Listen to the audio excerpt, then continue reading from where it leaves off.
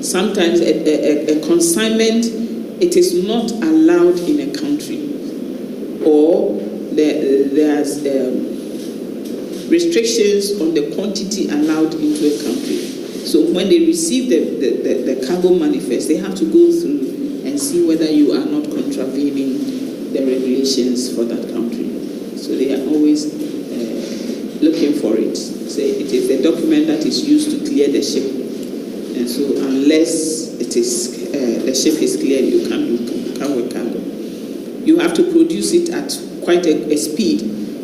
But if you make the slightest mistake, it can delay the ship, the working of the ship. If there's any error in the compilation of the manifest, the ship will not discharge. So you have to ask for correction before they would allow the ship to discharge. So it's very, very important. If you have mistakes, sometimes you'll find the ship also. Because if you are bringing in, let's say, you are bringing in dangerous goods, a closed class dangerous goods, and then you put in it as an open class, and then when they check, they find out that what you've said is not right. You are in serious trouble. Another document is the certificate of origin. This is a document certifying the country from which the cargo is coming. Okay. That is the country of origin or manufacture of the goods. The customs use it to determine the appropriate duties to be assessed on the goods, and also whether it can be legally imported into the country. It may also be a requirement when there's a treaty or an arrangement between two countries, then they will need to have the certificate of origin. In some countries, like what is going on currently between the Russians and the Ukrainians, if you are transporting cargo through their corridor, they will want to know, because the Russians are trying to stifle or they are trying to bring the Ukrainians to their knees by refusing consignments passing through their passageway. Okay? So if you are carrying cargo, they will want to know the origin of the cargo before they will let it pass. So if a cargo is supposed to be coming to Russia and is going to Ukraine and it has to pass through Russia, then they want to know where it is coming from before they can let it pass. Because some countries have treaties, arrangement between them as to what they can allow from that country or not allow.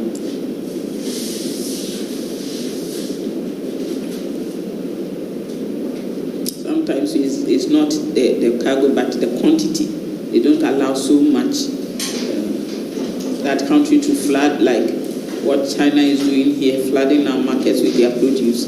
If the government were to set up, they will make sure that they don't bring up to a certain level. And we have the customs invoice.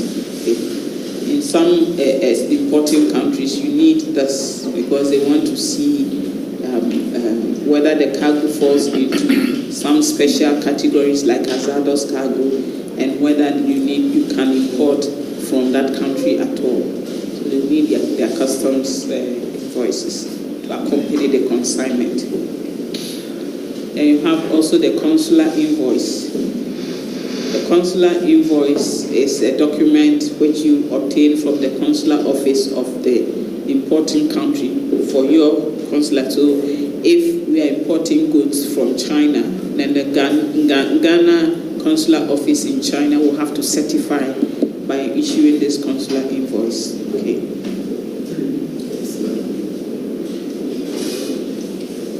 And you have other documents such as commercial documents and others, which you have to present to them before they will accept it as legal shipments to the country that you are importing it into. Then we have the marine insurance policy or insurance documents that also cover the consignments or goods that you are moving. The documents are important, as I explained earlier on, that it is important for you to have insurance cover on your shipments, because should anything happen, sometimes you will not be able to recover all your monies from the ship owner. Some of the ship owners you see, moving about, they are not as solvent as you think. So, but if you take insurance, at least when you get small here, you go and get your insurance, and the two will make up for you. Then we also have invoice for the goods themselves, and then the import license. For especially in the Middle Eastern countries, before you can bring consignments of goods, they are always chasing this import line. If you don't have it, some time ago, Ghana, it used to be that. I don't know whether they still have that. If you don't have the import license, you can't bring the goods into the country. Yeah. So the principle behind a letter of indemnity is the guarantee that losses will not be suffered should certain provisions of a contract not be met. So in effect, the giver of the letter of credit, the letter of indemnity, is trying to come into an agreement or a contract with the carrier that they are going to ensure that no harm comes to them for giving them that receipt, that bill of lading, that everything is good. But it is not right. It is false. And when it gets to the law courts, they don't deal leniently with you at all if you do that. So make sure you are punished heavily. Whatever the other person demands in terms of payments for the loss and the inconvenience, he can calculate so many things and slap it on you. Because take, for example, the goods he was expecting was for some production line, and then you tell this lie, the goods come, they are damaged. He has to stop his production line and then, suffer a great loss. Okay?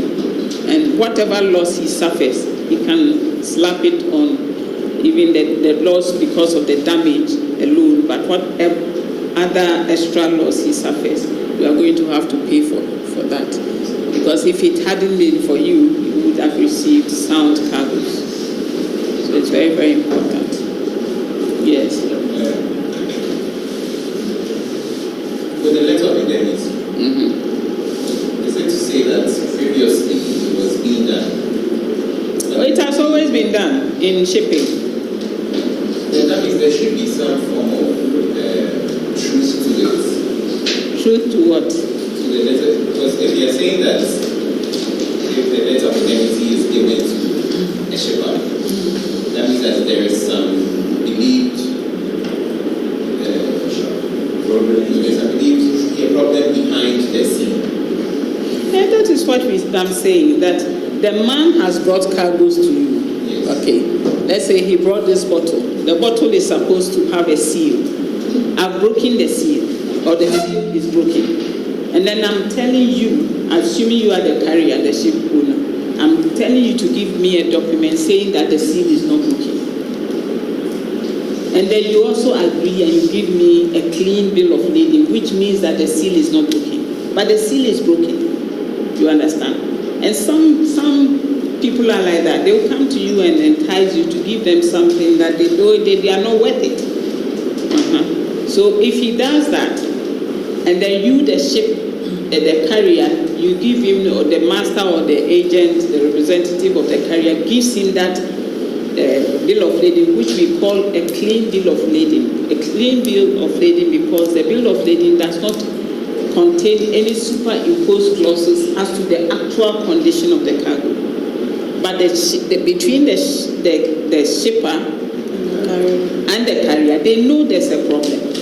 Meanwhile, they connive to say there's no problem. So it means invariably they are going to cheat the consignee, because the consignee thinks he's paying for sound cargo. Meanwhile, the cargo is not sound. So when he gives the ship that letter, the shipper gives the ship that letter and collects the clean bill of lading. He now sends the clean bill of lading to the consignee. So the consignee now comes with a clean bill of lading, expecting to receive clean cargo and gets damaged cargo. he now takes action against the ship owner that pay me my money because the bill of lading I'm holding says the cargo was good. So if there's any damage, then it happened in your custody. So pay me. You see, that is where the problem is. But it's always been there. It's an age-old problem. Okay. My question is, what is the history behind it? Because if it existed, that means that in the past, maybe it was used for good. It wasn't used for good. The thing is, you see, the man is desperate for the payment of his money. Yes. So he will do anything, ways and means. That is what he is doing. And then if he tries to, he is able to bribe the ship or the carrier. Oh, I wouldn't do anything. But that is why I'm saying that now the carriers have wised up. So unless he's a very naive somebody maybe who is just coming into the business, there's no way any ship owner would now accept this type of letter of credit. If you accept it, then you are, excuse me to say, you are being foolish.